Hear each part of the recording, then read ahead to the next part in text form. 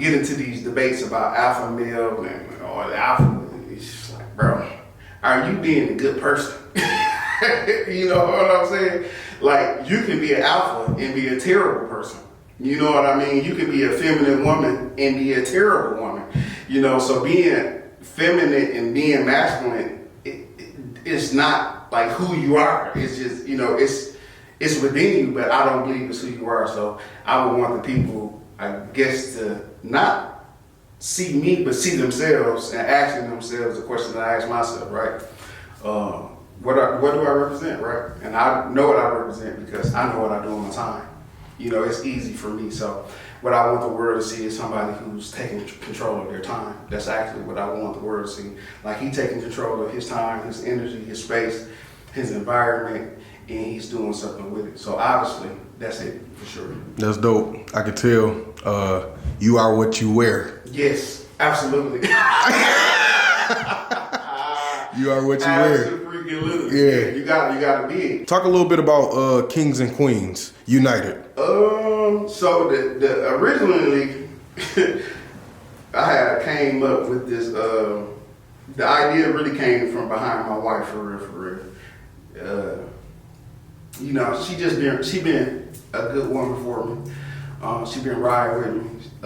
It's cool to meet a person that sees something in you that you can't see in yourself. I feel like you've been blessed. So I definitely feel like I've been blessed because she's seen something in me that I didn't see in myself.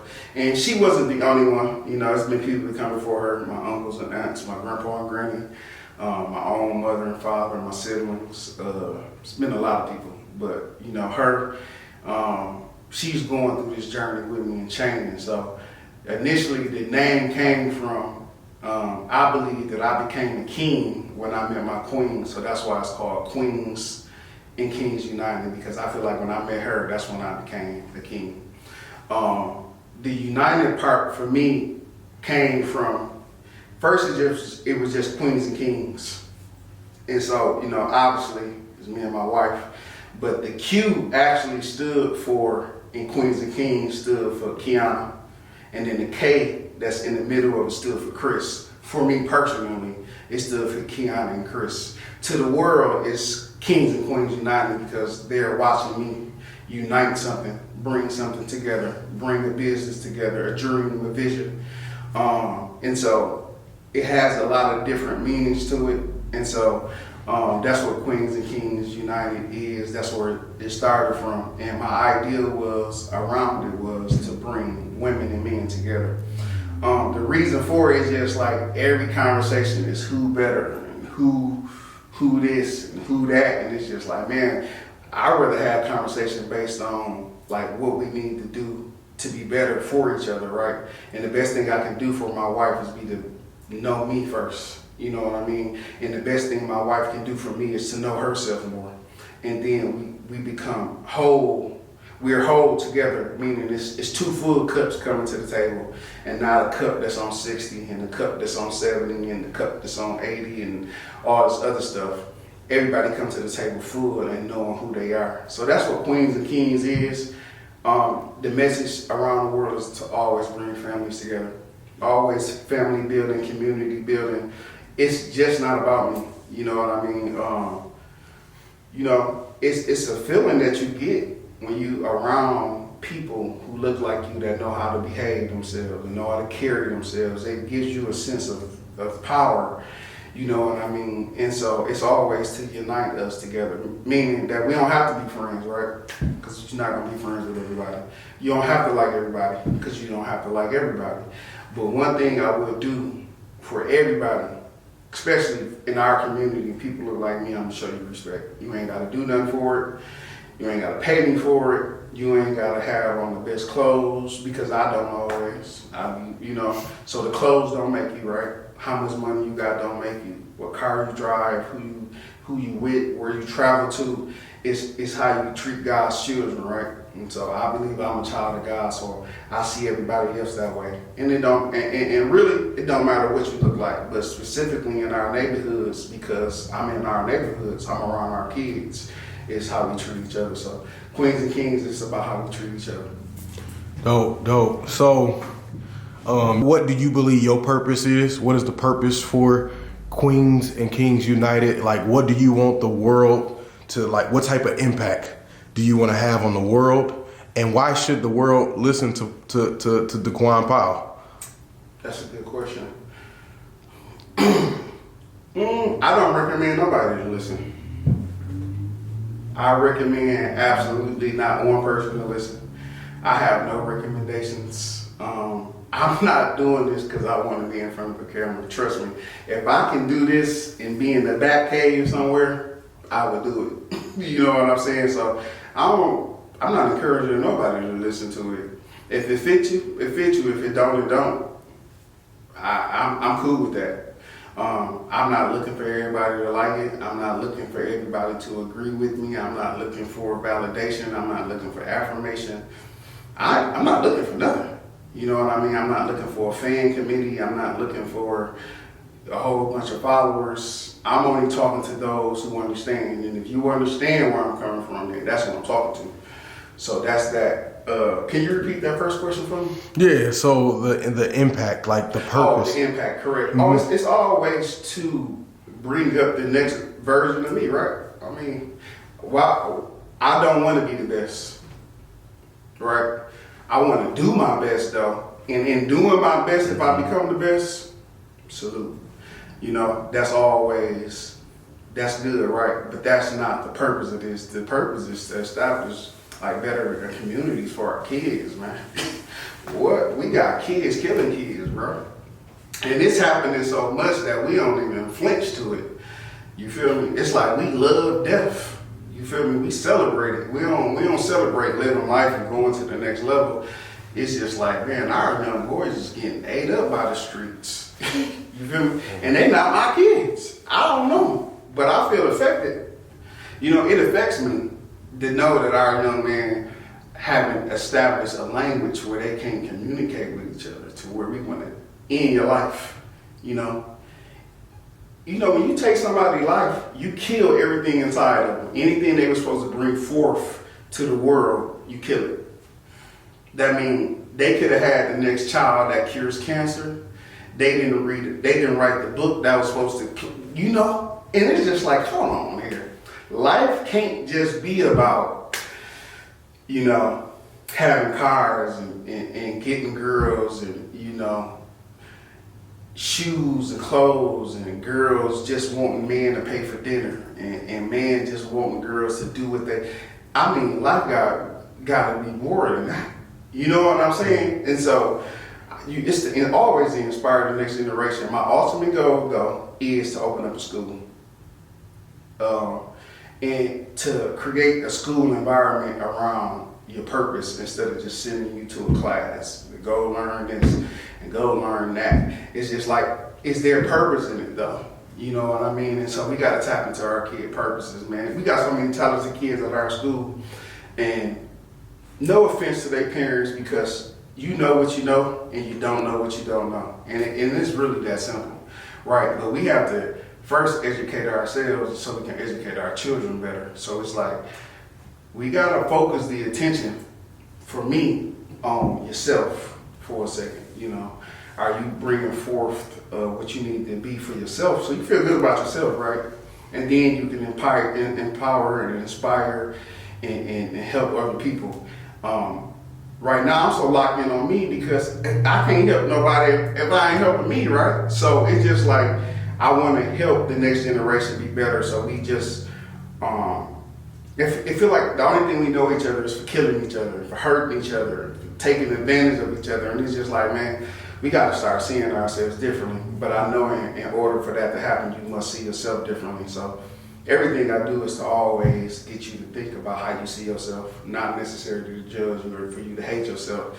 It's to say that I'm imperfect and God uses me. So that means everybody has an opportunity to be better and can be better. You know what I mean? It don't matter what you did. I'm not the judger, you feel me? Or the creator. So that part, I don't deal with people. But I am saying that anybody can be used. So it's to always, like I said, bring forth the next generation so they can be better. That's good. That's good. Here go my last question here. So we living into, you was talking about the kids and just all the violence that's going on. So clearly we living in a, it seemed like a dark time now. Let's shed some light. Let's shed some light for the people, man. Let's just talk a little bit about what's your thoughts? What do you think we need as life go on, man? Like, what are we missing? Because clearly we missing some things, and we just need some hope.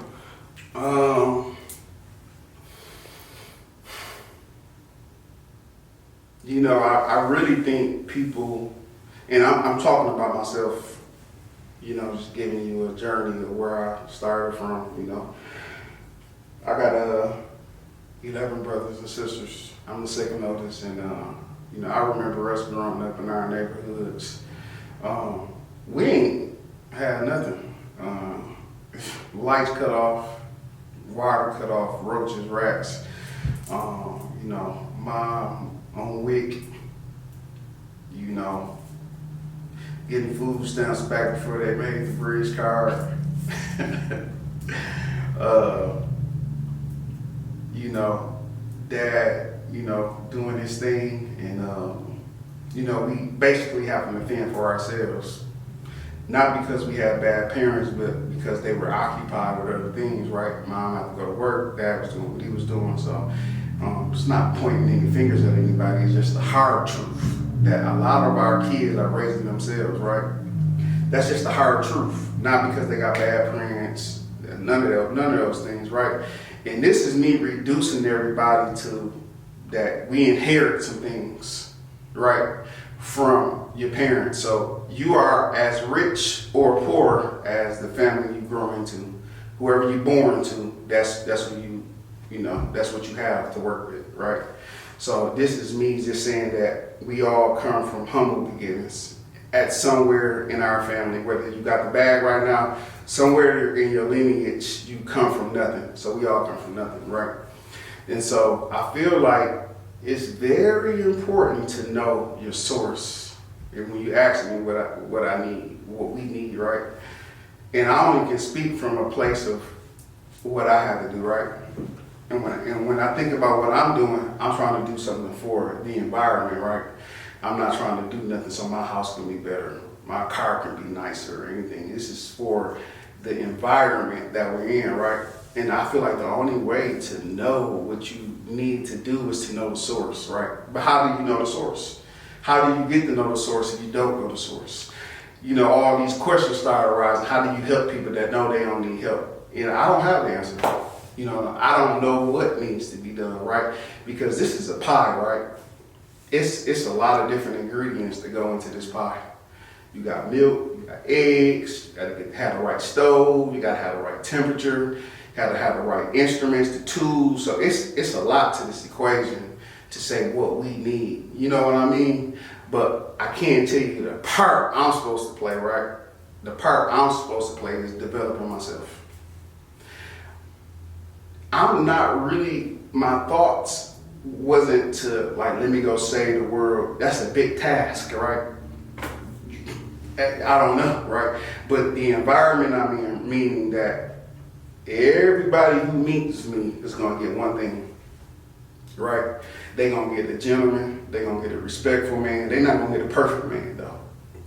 They're gonna get a man with character, they're gonna get a man with integrity. Those things are the things I think we need though in our community, right? Character and integrity. Meaning, I'll give you an example. This weighs on my heart a lot to me. Seeing older men with younger women. Now, at what age is somebody grown, right? Is it 18? Is it 21, 25, 30? You know, who knows, right? It's all different now. But what I am saying is in our community, though, right? If we don't establish some type of foundation, anything goes. That's why our community, anything goes. You know, I can be mad at you, you can shoot up my house, you know what I mean? And it just is what it is and don't nobody care, right? And I believe that what we need is for black men to step up and come into themselves. Now, I would never disrespect black men just because I am one, right? And I know it's hard. You feel me? But at some point, we gonna have to come together and just see like what we doing. Like, is it working? You know what I mean? And I don't have to answer that question. You can look around and see and just ask the question, is it working? Right? And if the answer is no, then you have to look within yourself and act. This is something I asked myself, right? I asked myself because in 2017 or 2018, I was strolling on Facebook. I had seen like a group of kids from Friday to Sunday get killed. Maybe one on Friday, one on Saturday, and I just kept scrolling.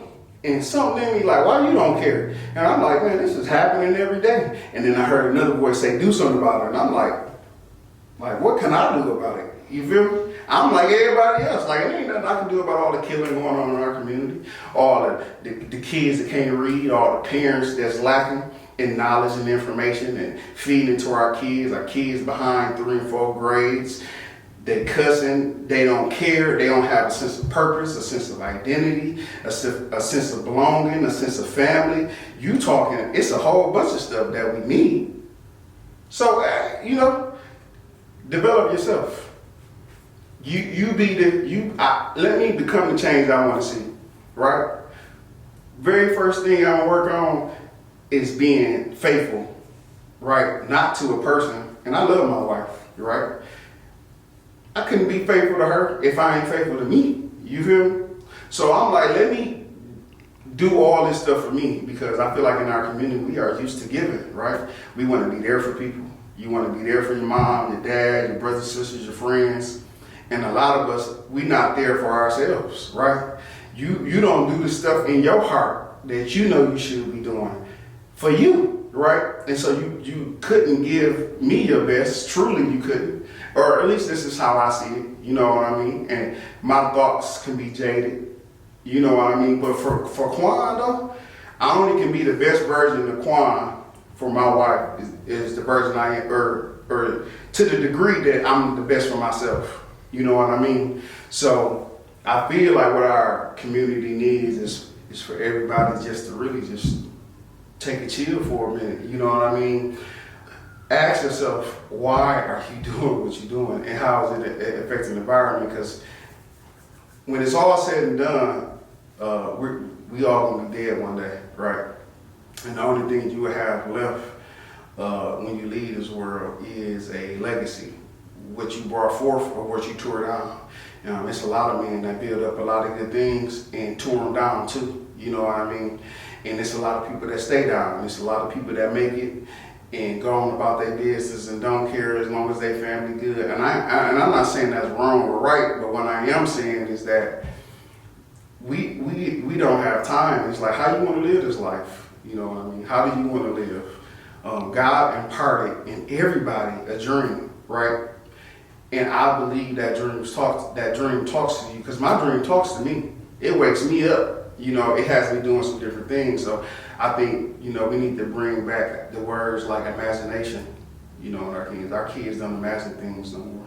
They don't imagine being a superhero or a fireman or police. We have deemed those things evil.